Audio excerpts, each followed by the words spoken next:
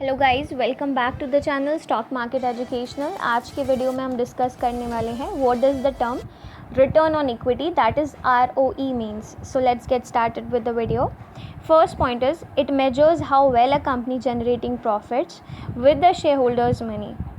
ROE से हम ये मेजर करते हैं कि एक कंपनी अपने शेयर होल्डर्स द्वारा किए गए इन्वेस्टेड अमाउंट से कितना एफिशिएंटली प्रॉफिट अर्न कर रही है। Next point is ROE is most useful when comparing companies within the same industry। जब हम किसी इंडस्ट्री की कुछ सेम कंपनीज़ के बीच फंडामेंटल एनालिसिस करते हैं तो वहाँ ROE एक बहुत इंपॉर्टेंट फैक्टर होता है। Now let's understand this through an example.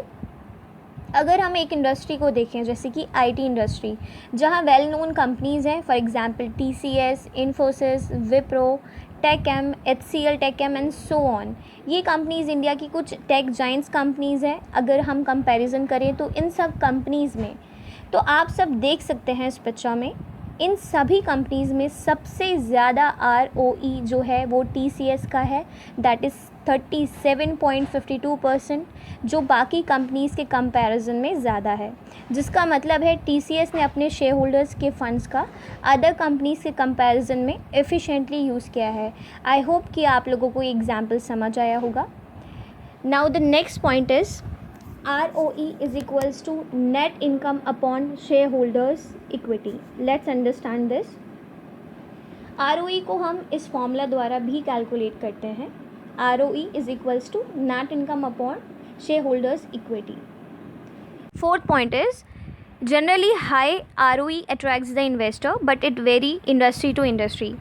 Generally जिस कंपनी का ROE ज़्यादा होता है वो कंपनी इन्वेस्टर्स को ज़्यादा अट्रैक्टिव लगती है and ROE industry to industry vary करता है। कृपया एनालिसिस करते टाइम सिर्फ ROE को ही इम्पोर्टेंस ना दे, इसके साथ साथ बहुत से ऐसे फैक्टर्स हैं एंड अप्रोचेज़ हैं जिनका यूज़ करना बहुत इम्पॉर्टेंट है, जिन्हें हम आने वाली वीडियोज़ में भी सीखेंगे। आइए एक कंपनी का ROE कैलकुलेशन एंड एनालिसिस करते हैं। जिस कंपनी का आज हम एग्जाम्पल यूज़ कर रहे हैं वो कंपनी TCS है और जो ईयर हम कंसिडर करने वाले हैं वो 2021 है। ये बैलेंस शीट की लायबिलिटी साइड है। शेयर होल्डर्स इक्विटी कैलकुलेट करने के लिए हम टोटल लायबिलिटीज़ में से current liability and other liability को हम लेस कर देंगे। सो कैलकुलेशन है 1,30,759 करोड़ माइनस 34,155 करोड़ माइनस 10,171 करोड़। ये अमाउंट आएगा 86,433 करोड़। इस कैलकुलेशन को हम दूसरे फॉर्मूला से भी कर सकते हैं जो कि डिस्क्रिप्शन में आप देख सकते हैं। और ये TCS का नेट प्रॉफिट है जो कि ईयर 2021 में 32,562 करोड़ है। अब हम रिटर्न ऑन इक्विटी यानी ROE कैलकुलेट करेंगे। ये 37.67% अप्रॉक्स आएगा। आप इस शीट में देख सकते हैं यहाँ ROE 37.52% है और जो हमने कैलकुलेट किया है वो भी लगभग सेम ही है, जिसमें बस कुछ माइनर सा डिफरेंस है, वो भी डेसिमल के बाद का। ये डिफरेंस जब आप कंपनीज़ द्वारा फाइनेंशियल स्टेटमेंट्स में ली गई एग्जैक्ट वैल्यू से कैलकुलेट करेंगे तो ये कैलकुलेशन भी एक्यूरेट आएगी।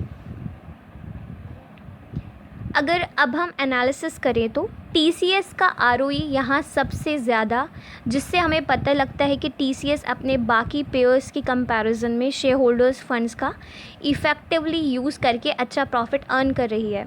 ज़्यादा ROE होने से ये स्टॉक इन्वेस्टर्स को और ज़्यादा अट्रैक्ट करेगा, जिससे इसमें और ज़्यादा बाइंग हो सकती है। एक अच्छे ROE से इन्वेस्टर ये भी एनालिसिस कर सकता है कि अगर सब कुछ ठीक रहा तो वो अपने इन्वेस्टेड अमाउंट से काफ़ी अच्छा प्रॉफिट अर्न कर सकता है और साथ ही अपने इन्वेस्टेड अमाउंट यानी प्रिंसिपल को भी जल्दी रिकवर कर लेगा। आई होप कि आपको ये वीडियो पसंद आया होगा। Thank you so much guys.